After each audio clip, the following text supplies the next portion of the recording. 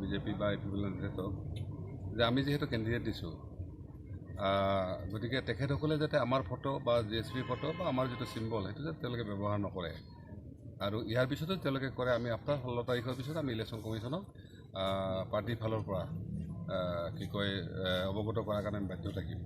আৰু বিশেষভাৱে মই এইটো কথাই কওঁ, যদি এলায়েন্সে আছে তেওঁলোকে কেণ্ডিডেট সম্পৰ্কত আমাৰ লগত কেলৈ কথা নাপাতিলে, বৰঞ্চ আমাৰ EM ডাঙৰীয়া আৰু বাচ্চা ডাঙৰীয়াক জেনেৰেল ছেক্ৰেটাৰী তেওঁলোকক দায়িত্ব দিয়া হৈছিল।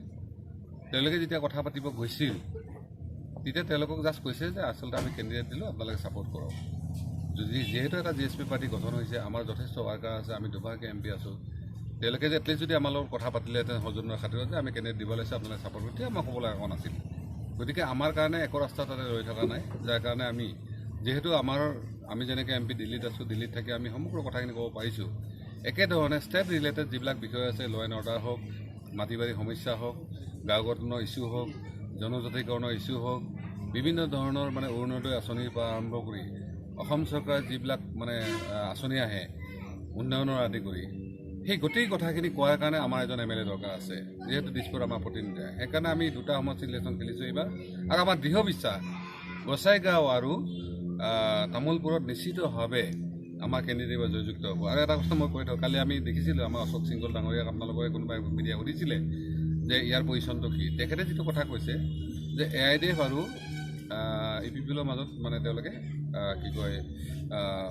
প্ৰতিযোগিতা হ'ব বুলি কৈছে, অৰ্থাৎ প্ৰতিদ্বন্দ্বিতা হ'ব। কিন্তু মই ভাবোঁ আমাৰ সিংগল ডাঙৰীয়াৰ কথাটো প্ৰি মটিভেটেড, অৰ্থাৎ তেওঁলোকে জানি বুজি কৈছে, কাৰণ ইয়াতো তেওঁলোকে হিন্দু মুছলিম পলিটিক্সটো অনাৰ কাৰণে চেষ্টা কৰিব। গতিকে আমি ইংগিতটো পাই গ'লোঁ। সেইকাৰণে আমাৰ কথাটো হ'ল যে BTCত যাতে হিন্দু মুছলিম বা এনেকুৱা কথা নহয়, ইয়াত যাতে কিছুমান এনেকুৱা ধৰণৰ বস্তু আহিব নোৱাৰে। সেইকাৰণে আমি সমগ্ৰ ৰাইজক আমাৰ বিনম্ৰ আহ্বান যে আপোনালোকে এবাৰ গণৰক্ষা পাৰ্টীৰ কেণ্ডিডেটক জিকাই পঠাওক দিছপুৰত। আমাৰ MLA গৈ যদি দিছপুৰত আপোনালোকৰ দায়িত্বখিনি ল'ব নোৱাৰে, তেতিয়া মই নৱকাৰণে আছোঁ। ফালৰ পৰা কৈছোঁ যে GSPৰ EM এজনৰ প্ৰথম দায়িত্ব GSP দলে কি সিদ্ধান্ত লয় আৰু সেই দলীয় বিধি বিধান পালন কৰাটো দৰকাৰ আছে। আমাৰ এজন EM আছে BTCত, তেওঁৰ বিভিন্ন ধৰণৰ কোটি টকাৰ কাম হয়তো আহিছে। আমাৰ কৰ্মীবিলাকো আশা কৰিছিল তেওঁৰ পৰা কিবা কাম পোৱা নাই, তথাপিতো আমাৰ কৰ্মীবিলাকৰ আফচোচ নাই। কিন্তু অলপ দুখ পাইছে যে ইলেকশ্যন নমিনেশ্যন হৈয়ে যোৱা নাই, আমাৰ EMজন ইয়াতে আহি ইপিপিএলৰ প্ৰচাৰ সভাত হেৰুৱাবলৈ আমি খবৰটো পাইছোঁ। অলৰেডি তেখেতক পাৰ্টিৰ ফালৰ পৰা আমি তেওঁৰ গোটেই পৰিস্থিতিটো আমি জনাৰ কাৰণে ৰিপৰ্ট কৰাৰ কাৰণে আমি জনোৱা হৈছে। ৰিপৰ্টটো আহিলে গম পাম। কিন্তু আমি বিচাৰোঁ যে কেৱল তেওঁ ব্যক্তি হিচাপে যদি ইপিপিএলত থাকি যায় বা তেওঁলোকে এলায়েন্সত থাকি যায় বা ছাপোৰ্ট কৰে, কালি কিন্তু তেওঁ চাকৰি যোৱাৰ সম্ভাৱনা বেছি আছে। কাৰণ ইলেকশ্যনৰ পিছত BPF BJP ইপিপিএলৰ মাজত চৰকাৰক লৈ আৰু এটা বুজাবুজি হৈছে ভিতৰুৱাকৈ। সেই বুজাবুজিটো এনেকুৱা যে BPFৰ কিছু EM হ'ব এইবাৰ, আৰু তেতিয়া কেইটামান EM কাটা যাব লাগিব, কাৰণ ইমান বেছি EM হ'ব নোৱাৰে। আৰু প্ৰথম EMটো তেওঁলোকে GSPটো কাটাৰ কাৰণে চেষ্টা কৰিব, সেইটো নিশ্চিতভাৱে আমি জানো। কিন্তু যদিহে EM ডাঙৰীয়া GSPলত থাকে, তেতিয়াহ'লে মই ভাবোঁ কোনো BJP কোনো ইপিপিএলে GSP কেণ্ডিডেটটো কাটিব নোৱাৰে। কাৰণ কি বুলি ক'লে, আমি যি সময়ত চৰকাৰ বনাইছিলোঁ সেই সময়ৰ পৰিস্থিতি বেলেগ আছিল। আৰু বিশেষকৈ কমিটমেণ্টৰ ক্ষেত্ৰত হিমন্ত বিশ্ব শৰ্মা ডাঙৰীয়া কিছু হ'লেও মই ভাবোঁ ঠিক আছে বুলি ভাবোঁ। আৰু যদি তেওঁলোকে কমিটমেণ্ট ফেইল কৰে, আমাৰ তাত ক'বলগীয়া একো নাই। গতিকে সিদ্ধান্ত তেওঁলোকৰ আৰু এটা খেলা যে আমাৰ ব্ৰজেন মহন্তৰ নেতৃত্বত এটা অবৰ নামধাৰী গ্ৰুপ এটা আছে।